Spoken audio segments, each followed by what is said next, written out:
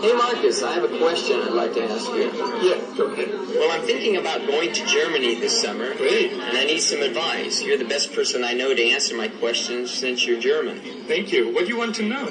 Well, don't laugh, but I met this really nice woman through an online music mailing list. You know, a discussion group on the internet. I need some advice. You see, Claudia... Okay, so it's Claudia. Oh. Yeah.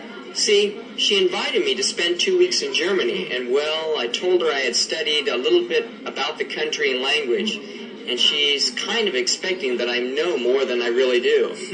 You're really in hot water now. I think so. Well, what do you want to know?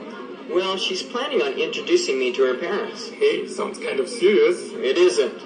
At least I think it isn't. Anyway, what should you do when you greet someone for the first time in Germany? Well, it depends upon your relationship with the person. Now, speaking of your girlfriend, Claudia? Hey, I didn't say she was my girlfriend. Okay. Now, if you're meeting someone formally for the first time, like Claudia's parents, you should make sure you arrive on time. Okay, so arrive on time. What about common greetings? Well, Germans often shake hands, and they use the person's family name unless they're really close friends. Okay, well, what about with Claudia? I'm not sure what I should do in her case. You can call her Claudia. Okay. Shake hands, and why don't you take her some flowers? Okay. Well, how do you say nice to meet you anyway? Oh, ich freue mich, Sie kennenzulernen. Ich freue mich, Sinselan?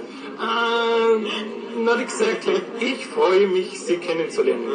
Honestly, I think you need to take a crash course in German before you leave. Claudia might think you're speaking Chinese or something, if you don't.